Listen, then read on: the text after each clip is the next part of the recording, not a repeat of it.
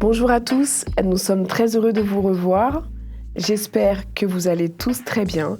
Aujourd'hui, nous allons aborder la bonne nouvelle du jugement et nous allons aborder ce thème avec le pasteur Élise Lazarus. Comment vas-tu, Élise ? Je vais très bien, Nafi, merci.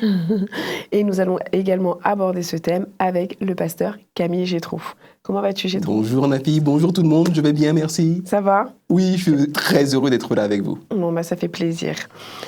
Et aujourd'hui, nous allons aborder le thème du jugement. Mais avant tout, je vais vous raconter une petite anecdote. N'avons-nous pas tendance à juger un petit peu trop facilement ? Hier soir, sur le parking, il y a un monsieur qui était bloqué. Je voulais me stationner et il bougeait pas. Et je me suis dit, mais qu'est-ce qu'il fait en fait ? Qu'est-ce qu'il fait ? Donc je klaxonne. Et après, à un moment donné, il y a une voiture qui passe très énervée. Et le monsieur se pousse et je me gare. Et j'ai pensé qu'il faisait quelque chose de pas bien. Et à la fin, je sors de la voiture et il me dit « En fait, vous gardez la place, madame, parce que le monsieur n'avait pas vu que vous avez mis le clignotant. » Et moi, j'ai été dans le jugement. Je me suis dit « Mais qu'est-ce qu'il fait ?» Donc, est-ce qu'on juge facilement son prochain ou pas ? Au moins les gens qui veulent se garer très vite. Aujourd'hui, le personnage que j'aimerais qu'on prenne, c'est Jonas. Jonas et les Ninivites. Qui peut m'expliquer un peu, Gétraud, qui est Jonas ?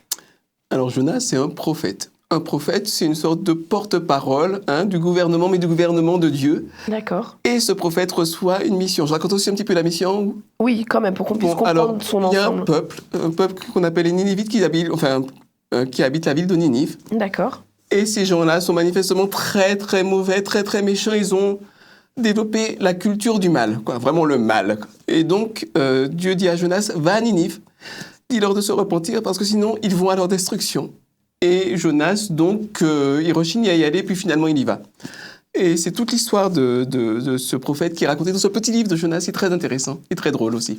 D'accord.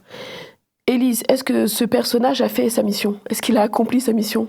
Avec la plus grande mauvaise volonté du monde. C'est-à-dire, ça te montre bien que des gens peuvent croire en Dieu. Et vraiment, il croyait en Dieu, il avait une mission spéciale, mais il ne comprenait pas qui est Dieu. Pour lui, Dieu devait être un grand monsieur barbu qui envoie des éclairs pour punir tout le monde. Parce que Dieu lui dit, va prévenir des gens pour qu'ils changent. Et lui, il dit, je vais aller leur dire, de toute façon, vous allez tous crever. Parce que c'est ça, il arrive à Ninive, c'est une grande ville, et pendant 3 jours, il marche dedans en disant « Encore 30 jours, et Ninive va être détruite. » Voilà, il n'y a pas le choix, c'est comme ça. Et c'est pas ce que Dieu va faire, il va être fâché après Dieu. Il va même jusqu'à dire à Dieu « Ouais, je savais bien que t'étais bon, et c'est pour ça que je voulais pas venir faire la mission et que je me suis enfui.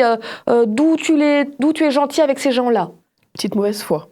Ouais, puis petit égo de dire « Moi, je sais qui c'est les gentils et qui c'est les méchants. Je sais mieux que toi, presque, Dieu. Hein. T'es un trop gentil, Dieu. » D'accord. Oui, parce que les Ninivites vont se repentir et finalement, ils échappent complètement à la destruction. Tout va bien pour eux et Jonas le vit très mal. C'est très marrant, parce que Dieu lui demande « Est-ce que tu fais bien de te fâcher ?» Il dit « Oui, je fais bien de me fâcher jusqu'à la mort parce que tu n'aurais pas dû, comme le disait Élise, tu n'aurais pas dû leur pardonner. » Et donc, lui, il avait une vision du jugement de Dieu qui était une vision très radicale. C'était « Tu fais ce que je te dis ou tu meurs. » Par contre, c'est vrai que les Ninivites, c'était pas des enfants de cœur. Je crois que c'était pas des tendres. Ah, c'était des gens épouvantables, les Ninivites. On a même des preuves archéologiques. La Bible nous en parle dans les petits prophètes. Entre autres, les petits prophètes, c'est des tout petits textes avec juste des messages, donc des messages de Dieu pour certains peuples. Et Dieu dit aux Ninivites, mais vous êtes des gens affreux, vous êtes des violents, aujourd'hui on dirait, vous faites des crimes contre l'humanité. C'est pour ça que je vous juge, parce que vraiment, vous êtes des gens épouvantables.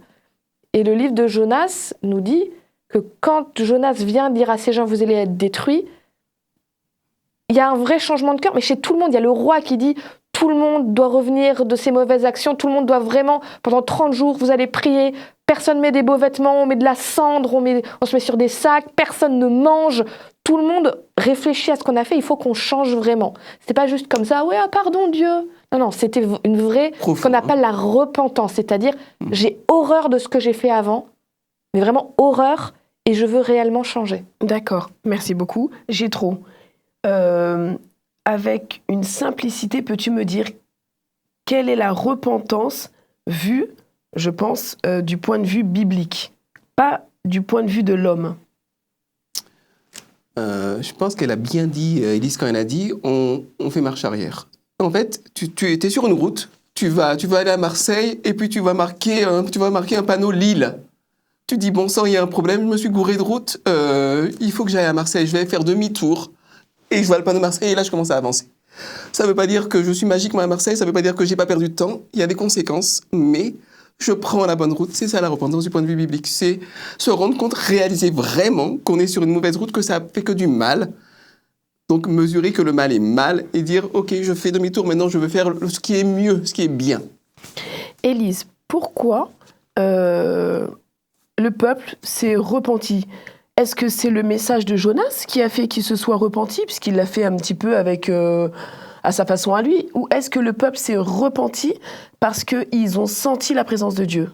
Alors ça, c'est difficile à dire parce que, hey, j'y étais pas. Oui. Le texte nous dit, ils ont entendu le message de Jonas et au moins ils l'ont reconnu pour quelque chose de vrai. De légitime. C'est-à-dire, ils auraient très bien pu dire à Jonas, t'es qui toi, petit prophète d'un autre pays, nous on est la grande Ninive, barre-toi. Non, ils entendent ça et ils se disent, voilà, c'est légitime comme message.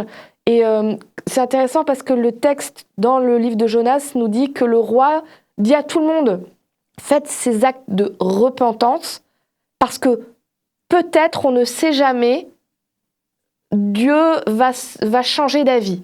Alors, ils ne comprennent pas bien, ils ne comprennent pas comment fonctionne Dieu. En même temps, ils n'ont pas été aidés par Jonas.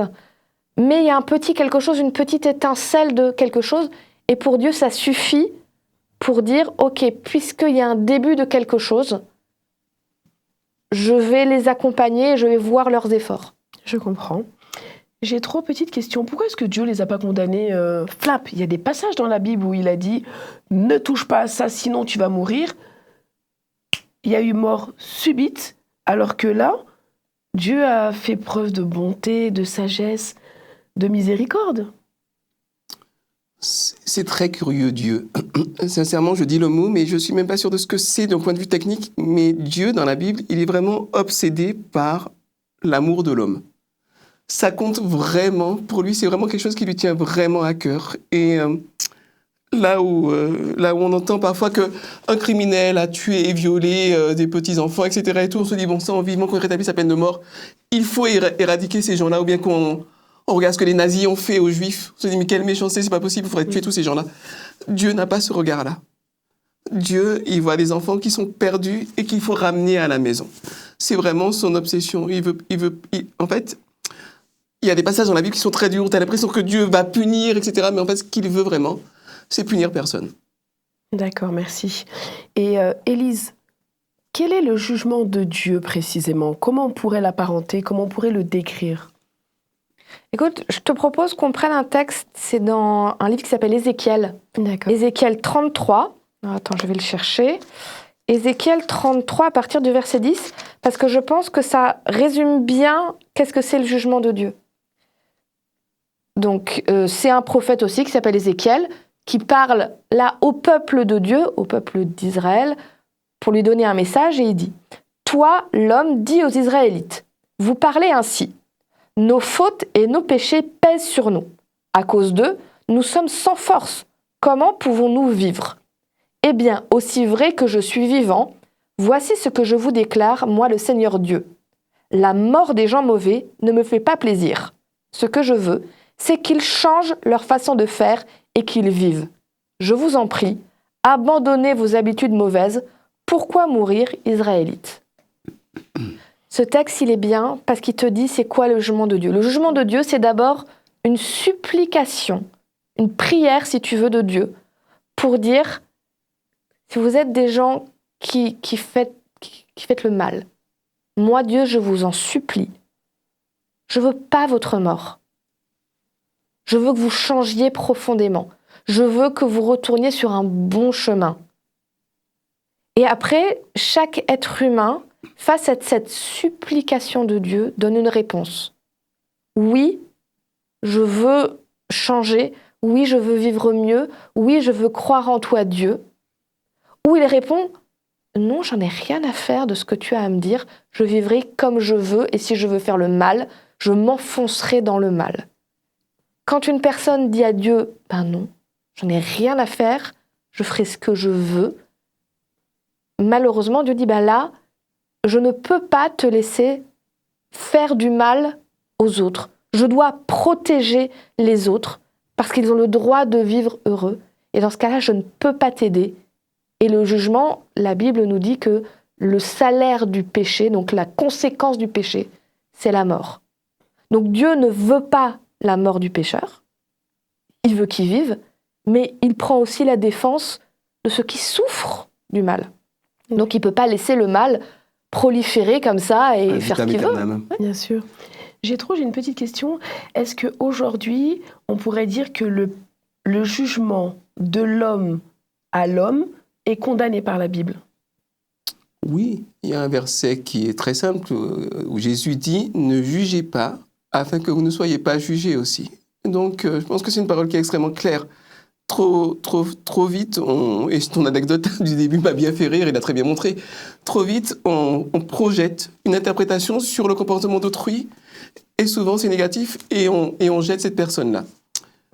En fait, Dieu ne procède pas comme cela, et peut-être que j'ai une petite image toute simple, c'est l'image du médecin. Je fume comme un pompier, je vais voir mon médecin. Mon médecin me dit, si tu continues à fumer, tu vas mourir. Que le goudron qui fait dans tes poumons, les produits chimiques, etc. Et le médecin ne veut pas que je meure, le médecin veut que je vive. Et donc, mais je continue à fumer comme un pompier et le goudron s'accumule. Et puis au final, je suis à l'article de la mort parce que je me suis tué moi-même, j'ai détruit ma vie. Le médecin ne va pas venir me dire, parce que tu as fumé, etc. Et tout, je vais t'achever, je vais te mettre le coup de grâce et tout, et prends un fusil et boum, il me shoot. Ce serait pas ça. Le médecin aura la peine de me voir mourir, mais en même temps, il ne pouvait pas non plus me mettre en camisole de force, quoi, pour m'empêcher de faire ma vie, d'être libre. Et donc, c'est un petit peu ça, le jugement de Dieu et la vision de Dieu, c'est, moi, je vois où le chemin que tu as pris te mène, je vois les conséquences concrètes, je te l'ai dit. Prends plutôt l'autre chemin qui est meilleur pour toi et qui est meilleur pour les autres. Je me permets juste de préciser, parce que c'est quelque chose qui me tient à cœur et qui me semble très important. Quand j'ai trop dit, faut pas que les hommes jugent les hommes, on est en train de parler d'un jugement sur le salut éternel. Donc, est-ce qu'il sera sauvé ou pas? Ça, aucun homme ne peut le faire. Par contre, la Bible et Dieu ne disent jamais que les hommes ne peuvent pas mettre des lois et mettre des conséquences quand quelqu'un fait quelque chose de mal. D'ailleurs, même quand Dieu pardonne, il dit que quand il y a péché, il y a des conséquences humaines et les croyants, les chrétiens, ne doivent pas cacher, planquer et pire encore, dire à la victime « Ah oui, mais tu dois pardonner parce que sinon c'est toi qui es en tort ». Dieu respecte la victime, respecte sa souffrance et respecte parfois le besoin de réparation et de justice. Bien sûr. Donc on n'est pas en train de dire qu'il n'y a pas de justice humaine qui doit s'appliquer. Dieu dit juste « Soyez prudents dans la justice humaine » parce que la justice humaine peut se tromper et essayez de rester bienveillant en ne disant pas qu'un être humain n'est que son péché. C'est-à-dire, toi, tu n'es plus Jéthro, tu n'es qu'un voleur. Une fois dans ta vie, tu as volé, ou même plein de fois, mais voilà, je te vois plus comme un être humain, mais juste par cette caractéristique, toi, tu n'es que ça, un voleur. Tu es plus que ça. C'est un jugement de valeur, quoi. Voilà, pas de jugement de valeur. Pas de jugement de valeur. Mais par contre, on ne laisse pas n'importe qui faire n'importe quoi en disant, ça passe. Bien sûr. Et alors, Jéthro, je vais te demander une dernière chose. À ce jour, comment on pourrait caractériser le jugement de Dieu et comment on pourrait le ramener à l'heure actuelle? Je dirais simplement que quand on lit la Bible, et quand en particulier on lit la Bible au travers de ce qui me paraît être le plus important, c'est-à-dire le don de Dieu en Jésus sur la croix. Alors, bon, c'est compliqué, je ne vais pas l'expliquer maintenant, mais ce qui me paraît vraiment central. On se rend compte vraiment que Dieu, il veut vraiment parler à chacun de nos cœurs pour non seulement nous sauver à la fin des temps, mais surtout nous sauver dès maintenant. Le salut, c'est pas, pour moi personnellement, le salut, c'est pas tellement la fin des temps, c'est plutôt commencer à être sauvé de ma propre médiocrité, de mes propres erreurs, et commencer à être un petit peu plus un porteur de lumière dans ce monde de ténèbres. Je pense que le jugement de Dieu, et c'est surtout le salut de Dieu qui l'offre, Et après, il y a des gens qui vont continuer, comme des pompiers, à se remplir les poumons de goudron. On ne juge personne, mais c'est pas ce que Dieu veut. Dieu veut que tout le monde soit sauvé. C'est un obsédé du salut. Et c'est comme ça que je vois le jugement de Dieu. Comme celui d'un obsédé du salut. Merci beaucoup, Jétro. Merci beaucoup, Élise. Donc, si je devais reprendre, et si j'ai bien compris tout ce qu'on s'est dit, ne pas juger l'autre, c'est important. Prendre son temps pour observer et pour voir aussi, parce que peut-être qu'on peut aider aussi quelqu'un. Et si je ne me trompe pas, il faut laisser Dieu faire son propre jugement. Il n'y a que lui qui sait réellement ce qui est bien ou ce qui n'est pas bien. Et nous, je parle pour moi, on n'est personne pour savoir, pour porter un jugement sur autrui.